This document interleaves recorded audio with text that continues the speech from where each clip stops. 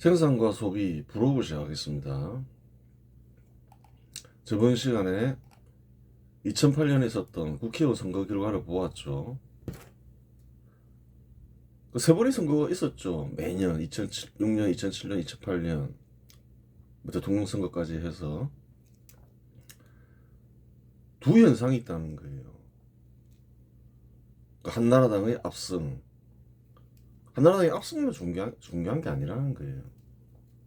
민주당의 대패가 있는 거죠. 그 의미를 알아야 되는 거예요. 국민들은 군사정부의 산업화를 통한 근대국가 수립도 겪었고, 당시 국민들 대부분은 그래요. 김영삼에서 시작된 민주당계 인사들의 포퓰리즘 정부도 겪었다는 거예요. 이 세 번의 선거에서 국민들의 명령은 명확하죠. 민주정치는 하되 산업화를 통한 근대국가 수립을 계승해 군사정부의 그 명령한 거라는 거예요. 그리고 노무현이 부동산 정책이 큰 문제를 일으켰죠. 다 폐기해. 그건 명확했다는 거예요.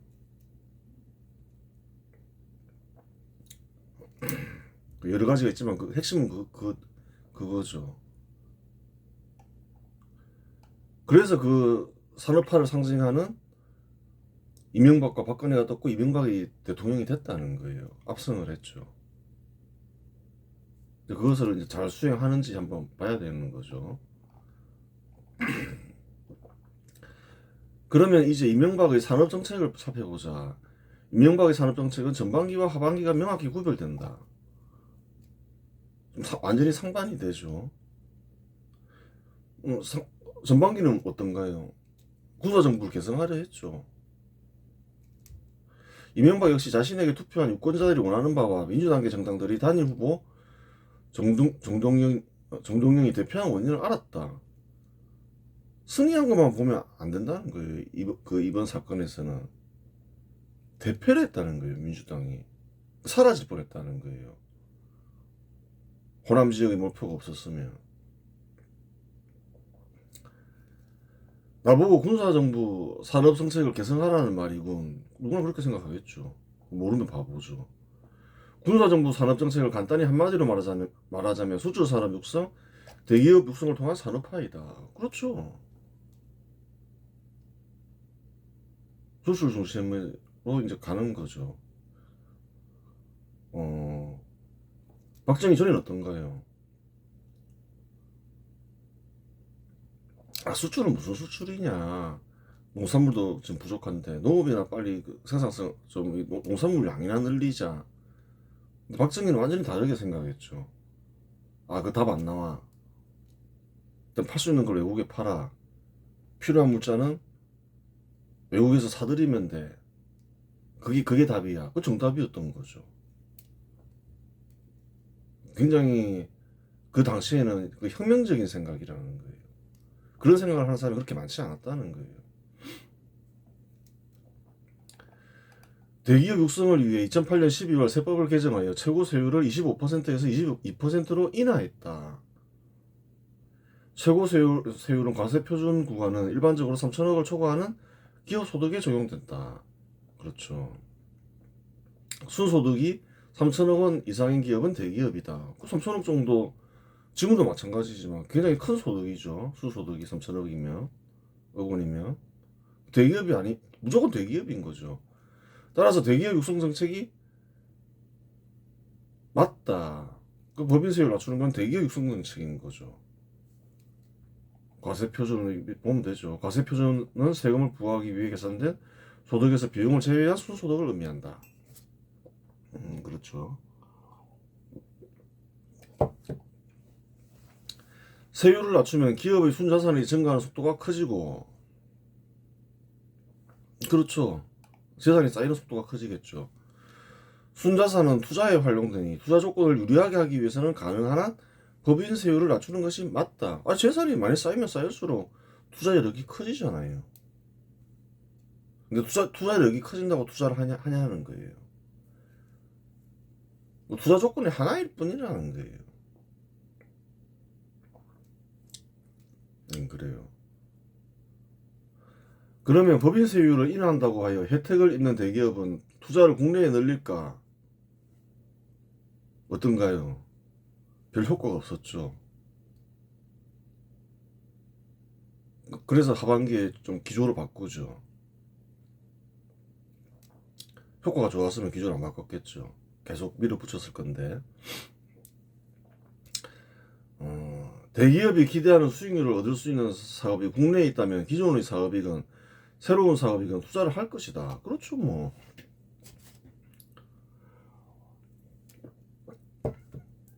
투자는 좋잖아요. 새로운 사업이라도. 근대 국가 수립 반발 세력 인사들은 문어발식 투자는 안 된다 이러지만, 투자하면 뭐 양질 일자리가 생기는데 좋지요. 하지만 기대하는 수익률을 얻을 수 있는 사업이 국내에 있으면 투자할 수 있는 자산이 늘었다고 하여 투자를 늘리지 않는다. 즉 자산 증가는 투자 증가는 잘못된 생각이다. 자산 증가이 꼭 투자 증가는 아니다. 이게 무슨 말이냐? 재산이 있다고 해서 투자하는 게 아니라는 거예요. 수익을 얻을 수 있어야지. 좀 원하는 기대하는 수익을 얻을 수 있어야지 투자를 한다는 거예요. 생각만큼 기대가 없었죠. 왜 기대가 없었나요? 당시 투자 여건이 그렇게 좋지 않았다는 거예요, 한국이. 기업들이 볼 때, 고맙죠. 법인세로 쳐주는 거는. 원하는 바도 알 수 있는 거죠. 바보가 아니니까.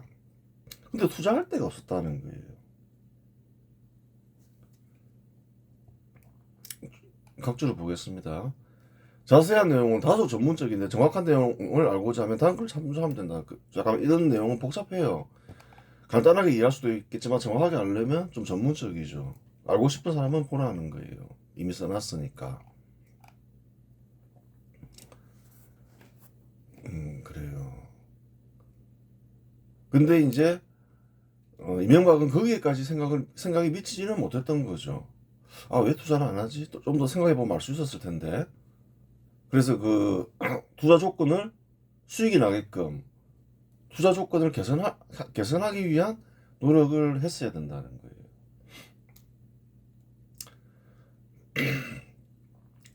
거예요. 발전한 국가에서 항상 문제가 있다.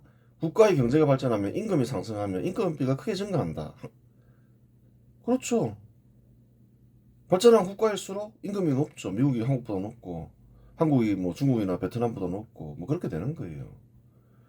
따라서 사회적으로 상승하는 인건비를 낮출 수 있는 방안이 없으면 생산 조건이나 판매 조건에 차이가 없을 경우 임금이 낮은 곳에 투자된다. 그렇죠. 그렇잖아요. 조건이 똑같아요. 근데 여기는 인건비도 낮고 시장도 커요. 어디에 투자할까요? 그런 곳이 중국에 있었잖아요. 그때 중국에 집중적으로 투자했다는 거예요.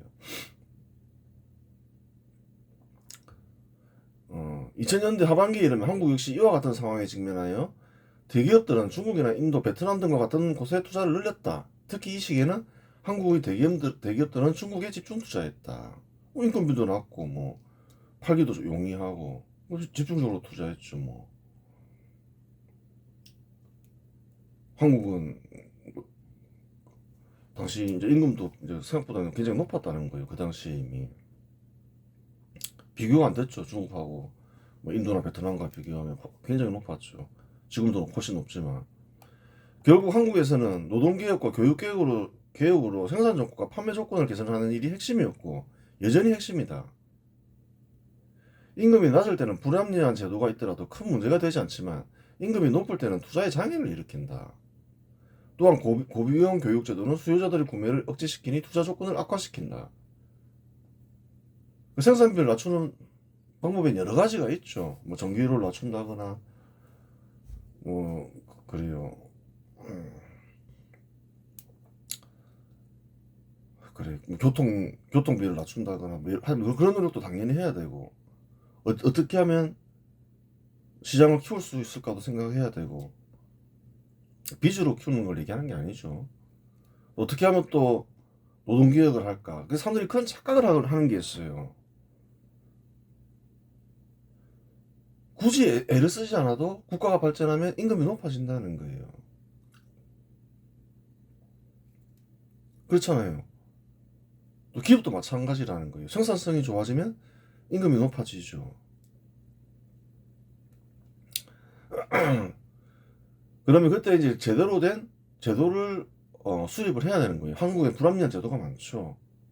한국은 어떤가요? 대기업이 항상 임금이 높았다는 거예요. 비슷한 적은 있어도 낮은 적은 한 번도 없었다는 거예요.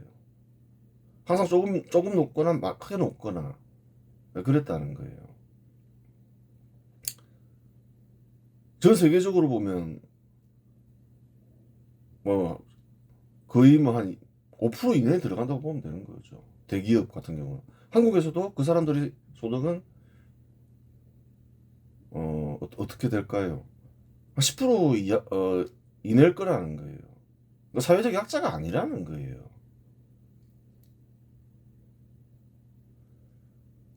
그래요. 근데 한국은 어떻게 했나요?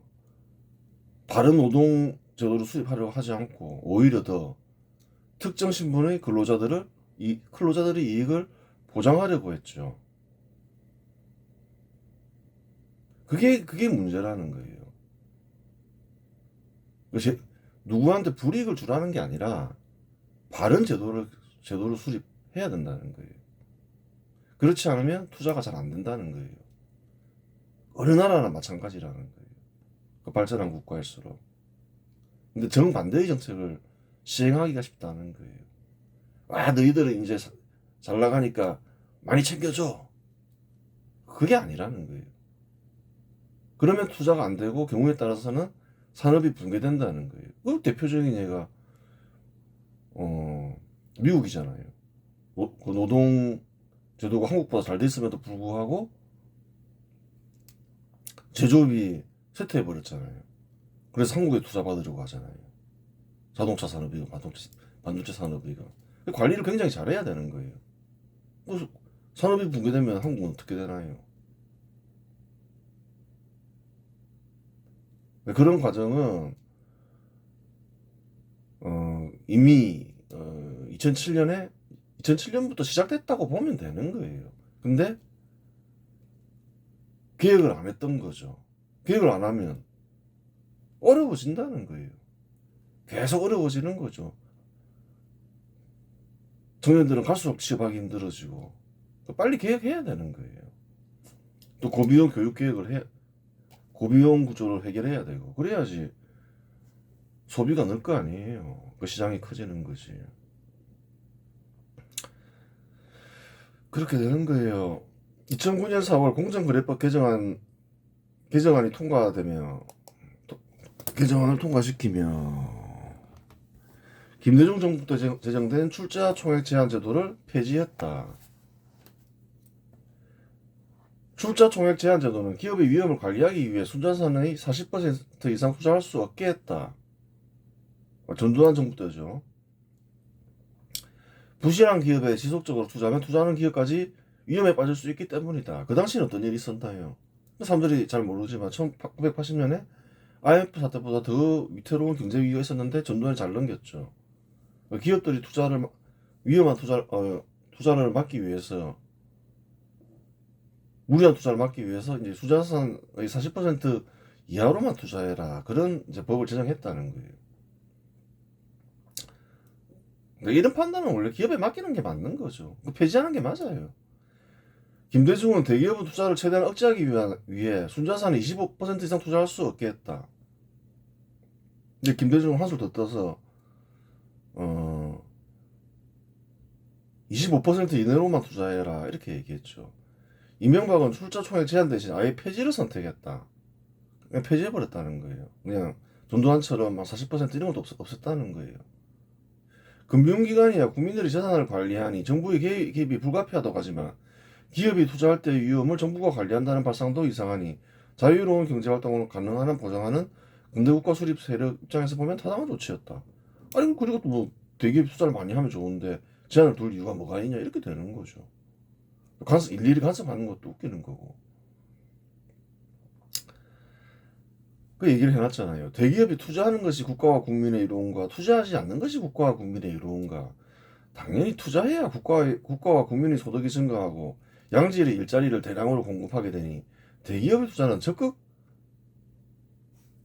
장려하는 것이 바람직하다. 장려하는 것이 바람직하지. 정반대로 생각하는 사람들이 있다는 거예요.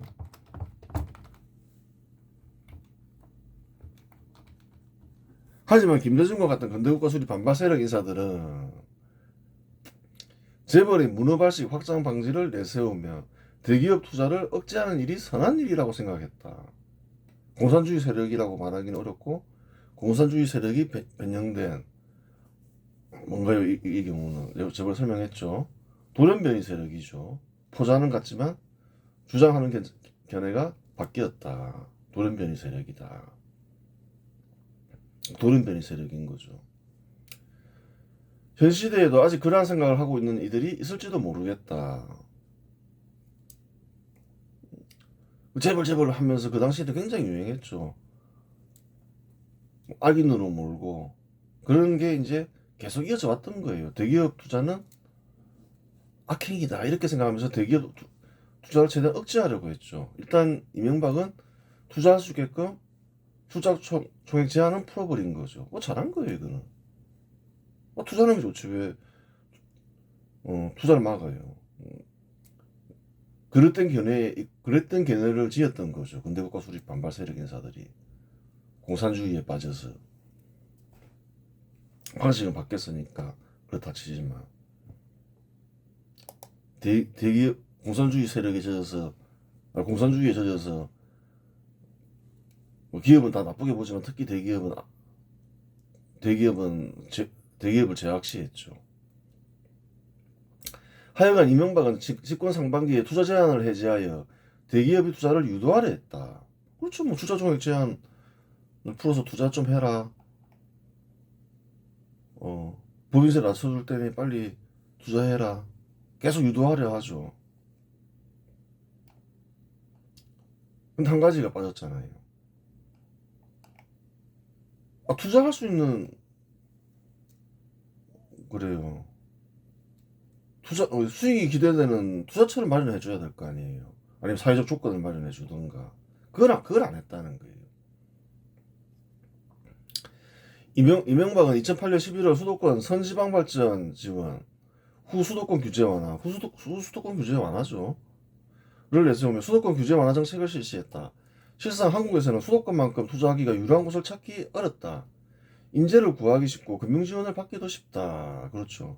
수도권이 규제를 풀면 투자하기 제일 쉽죠. 제일 유리하죠. 또한 판매 시장도 기타 지방을 다 합친 것보다 더 크니 특별히 부산이나 여수와 같이 항구를 필요로 하지 않는 기업이라면 수도권에 투자하려 한다. 그렇죠. 뭐 꼭 항구가 중요하다. 그렇지 않으면 뭐 똑같은 여건이면 인재 구하기 쉽고 금융 서비스를 받기 좋은 수도권에 투자하지 왜 지방에 투자해요? 만약에 수도권에 투자하지 못하게 하면 어떻게 될까? 투자를 안 하거나 다른 국가에 투자할 가능성이 커진다. 그렇죠. 중국에 투자하지 말고 한국에 투자해달라. 그럼 수도권에 투자하게 해주면 해줄게. 투자할게. 이럴 수 있잖아요. 수도권 규제를 풀 수밖에 없는 거죠. 뭐 지역 균형 발전 어쩌고 저쩌고를 떠나서 일자리를 제공해야 될 거 아니에요. 수도권 아니면 투자를 할 데가 없다는데 안 하는 것보다는 수도권이 비대해지더라도 투자하는 게 나은 거죠. 그렇게 되는 거예요. 자유로운 경제활동을 중시하는 근대국가 수립 세력 인사가 국가와 국민의 이루는 이러한 일에 반대할 이유는 없다. 아니 뭐 수도권에 자유로운 경제활동을 보장하는데 왜 수도권 투자에 반대를 해요? 원하면 투자를 하게 하지. 특별히 그럴 이유는 없다는 거예요. 문제는 노무현 정부 때 시행된 그릇된 지역균형 발전 정책이다. 아무 효과도 없는 공공기관을 뿌리는 노무현 정책을 폐기하고 지역의 투자 기반을 만들지 않은 채 실시하면 어떻게 될까? 수도권 집중은 과속화될 수밖에 없다. 실제로도 그런 현상이 일어났다. 그렇지. 노무현 정부이 실시하는 지역균형 발전 정책은 엉터리라는 거예요. 한번 보라는 거예요. 인구가 서울에 계속 집중되죠. 도시화가 되면서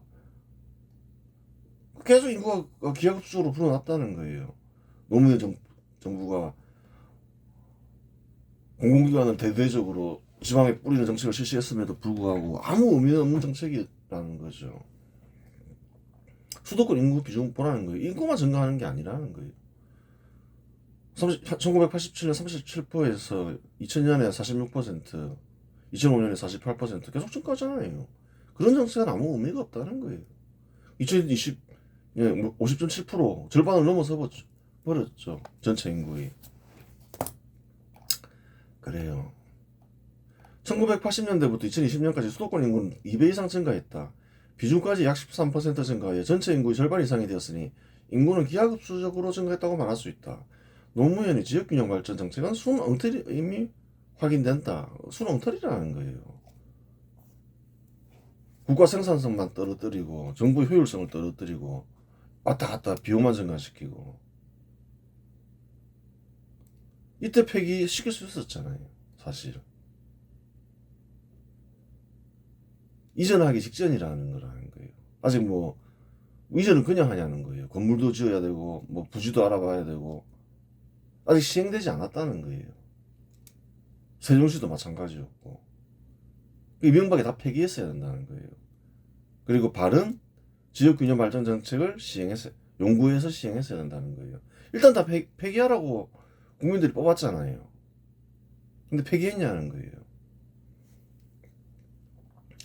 투자가 안 되는 것보다는 투자가 되는 것이 국가와 국민에게 이루어오니 수도권 규제를 푸는 것이 맞다. 하지만 200석이 육박하는 의석수를 지닌 여당이 있음에도 불구하고 노무현의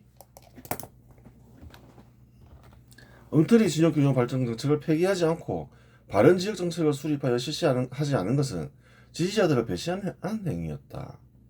다른 말로 하면 노무현이 엉터리 지역균형 발전 정책을 이명박은 계승했다. 계승했잖아요. 폐기하라고 뽑았는데 대부분 다 계승했죠.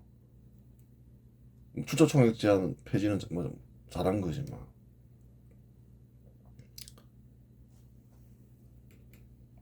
그래요.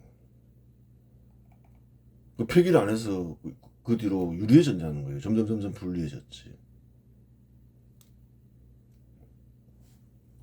이명박은 대통령 후보 시절 한반도 대운하를 내세웠다. 한반도 대운하는 한강 낙동강을 중심으로 주요 강들을 연결해 내륙을 가로지르는 거대한 물류 수로를 만드는 것이었다. 그렇죠. 그런 일이 있었죠. 강을 다 연결하자. 경부고속도로 건설은 박정희의 큰 업적이 되었지. 대운하를 건설하여 나의 업적을 영원히 남기리라 라고 생각했던 것이다. 한반도 대운하 공약으로 박정희를 연상시키며 선거에서 재미를 보았다. 그렇죠. 뭐 재미를 봤다 얘기할 수 있죠. 그런데 대운하 건설은 큰 경제적 이익이 보장될 때 시행된다. 대운하 건설이 그렇죠. 한번 대운하가 건설되는 사례를 보자는 거예요. 1869년 이집트에서 개통된 수에즈 운하는 지중해와 홍해를 연결하여 유럽, 아시아 항로를 획기적으로 단축한다. 그렇죠. 그럼 이제 이익도 커지는 거죠. 운하를 통해서 얻는 이익이. 공짜가 아니겠죠, 통과하는데. 1914년 파나마에서 완공된 파나마 운하는 대서양과 태평양을 연결하며 남아메리카를 우회하지 않아도 되어 항로가 크게 단축된다. 항로 그렇죠. 단축되죠. 현 시대 내륙의 물류는 통상 도로나 철도 건설을 통해 해결하지 대운하를 건설하는 경우는 잘 없다. 그렇죠. 뭐 큰 이익이 발생하지 않으면 대운하는 안 한다는 거예요. 물론 내륙에 대운하가 건설된 사례가 없는 것은 아니다. 중국의 수나라는 베이징에서 항저우까지 이어지는 대운하를 건설한 사례가 있다. 이러한 경우는 도로가 발전되어 있지 않고 도로 건설이 용이하지 않아 비용을 절감시키기 위해 시행되었다. 요즘에는 뭐 도로 건설하기 쉽죠. 터널도 뚫기 쉽고.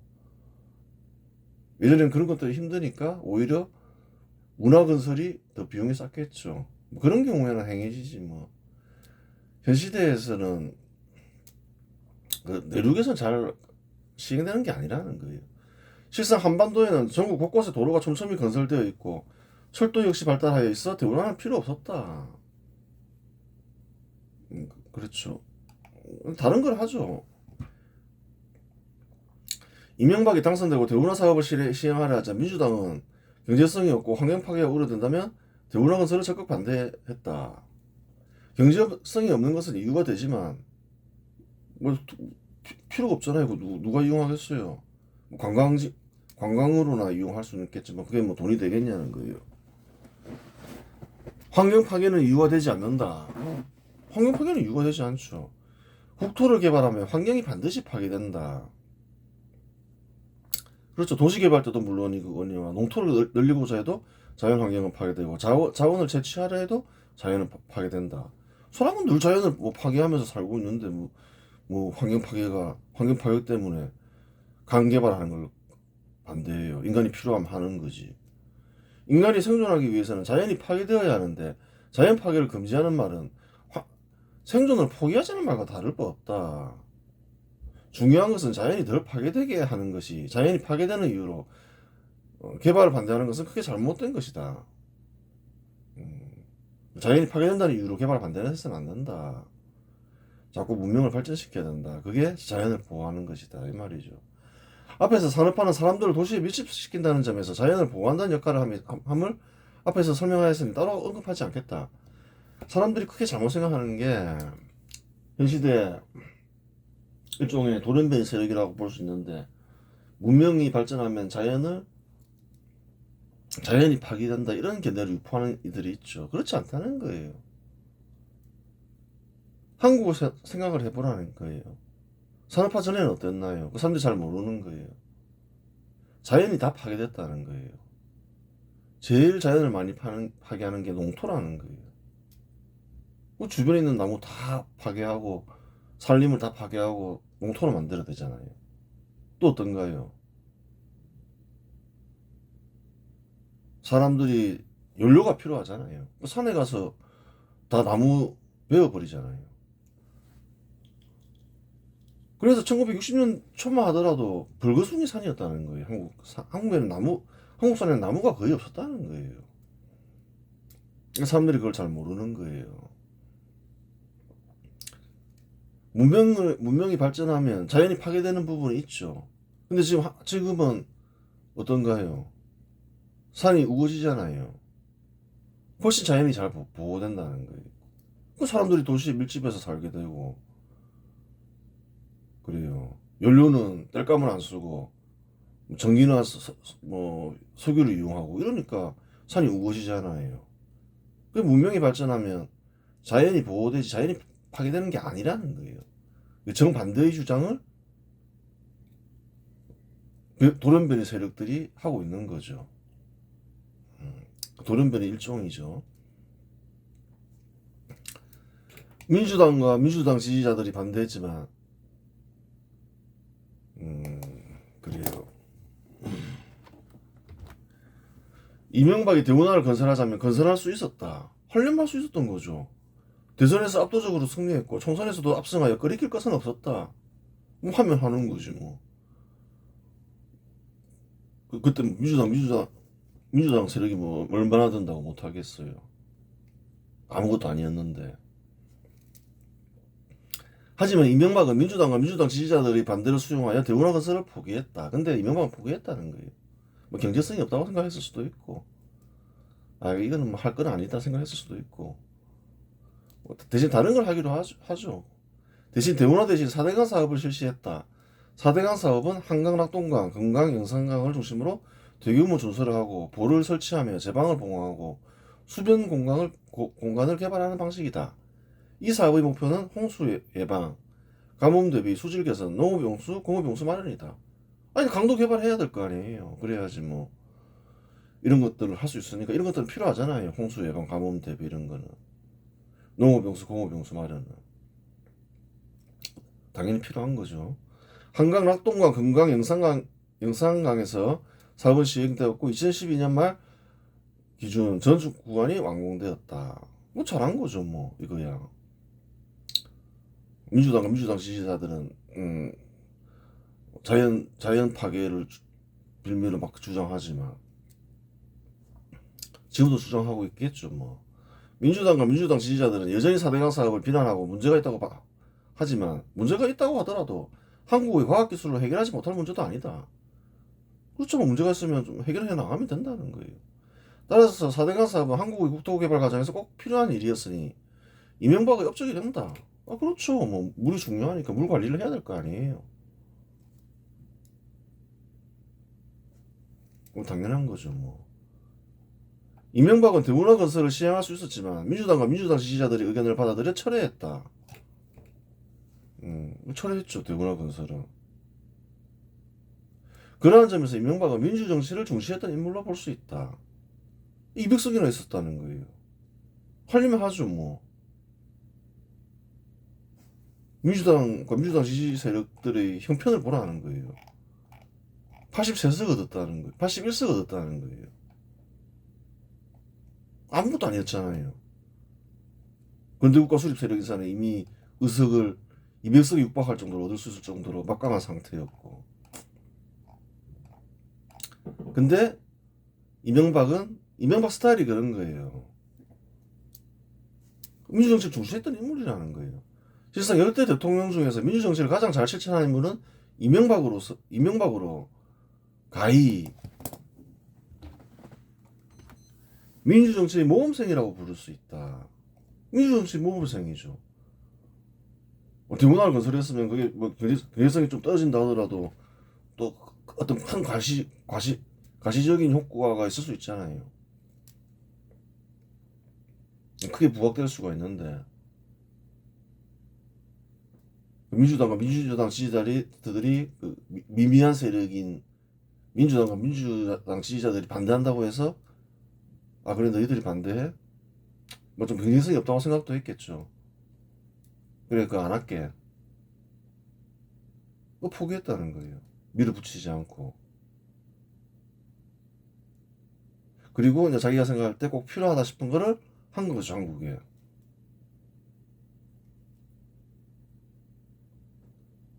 그래요. 그래서 민주정치의 모범생이라고 얘기하는 거예요. 이번 시간에서 마치겠습니다.